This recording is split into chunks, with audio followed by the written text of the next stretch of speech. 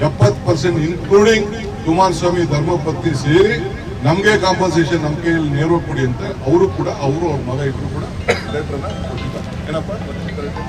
ಅವರು ಕೂಡ ಕೊಟ್ಟಿದ್ದಾರೆ.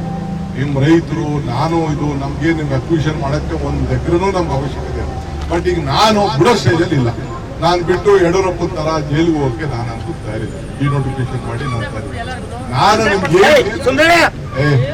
ನಿಮ್ಗೆ ಏನ್ ಸಹಾಯ ಮಾಡ್ಬೇಕು, ಯಾವ ರೀತಿ ಪರಿಹಾರ ಕೊಡ್ಬೇಕು ಅದನ್ನ ನಾನು ಇವತ್ತು ಕೂತ್ಕೊಂಡು ನಾನು ಚರ್ಚೆ ಮಾಡ್ತೀನಿ. ಸರ್ಕಾರ ಕೈ ಬಿಟ್ಟಲ್ಲ, ನೀವು ಬಿಟ್ರ ಚರ್ಚೆ ಮಾಡ್ತೀರಾ? ಹಿಂದೆ ಸರ್ಕಾರ ಕೈ ಬಿಟ್ಟ, ಕುಮಾರಸ್ವಾಮಿ ಕೃಷ್ಣ ಮಾತಾಡ್ಸಿದ್ರು, ಕೈ ಬಿಟ್ರು, ನೀವು ಕೈ ಬಿಡಿ. ಯಾರು ಹೋಗಿದ್ವಲ್ಲ ಕೃಷ್ಣಗೆ,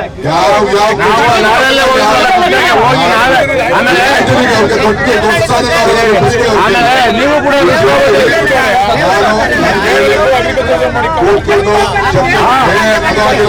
ಅದಾಗಿಲ್ಲ ಕೋರ್ಟ್ ನಿಮ್ ಸಹಾಯ ಬೇಕಿಲ್ಲ ಸರ್.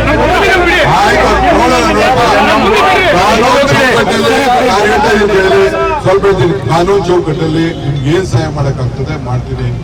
ಒಳ್ಳೇದ್ ಮಾಡಿದ್ರೆ ಒಳ್ಳೇದ್ ಮಾಡ್ತೀನಿ, ಒಳ್ಳೇದ್ ಮಾಡ್ತೀನಿ.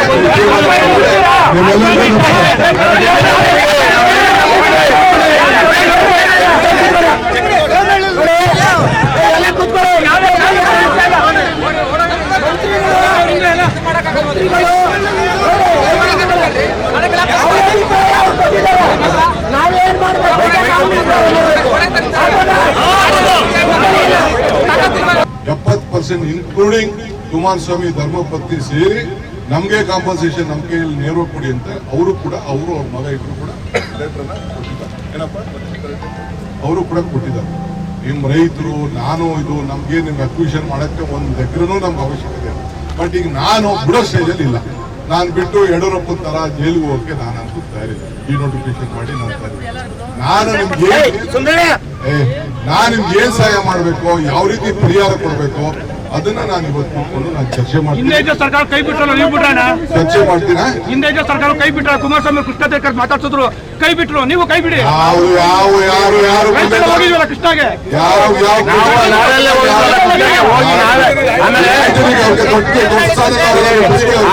ನೀವು ಕೂಡ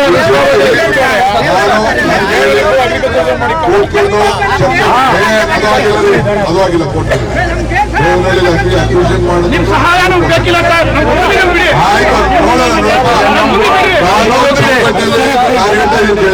ಸ್ವಲ್ಪ ಕಾನೂನು ಚೌಕಟ್ಟಲ್ಲಿ ನಿಮ್ಗೆ ಏನ್ ಸಹಾಯ ಮಾಡಕ್ಕಾಗ್ತದೆ ಮಾಡ್ತೀನಿ. ಒಳ್ಳೇದ್ ಮಾಡಿದ್ರೆ ಒಳ್ಳೇದ್ ಮಾಡ್ತೀನಿ, ಒಳ್ಳೇದ್ ಮಾಡ್ತೀನಿ.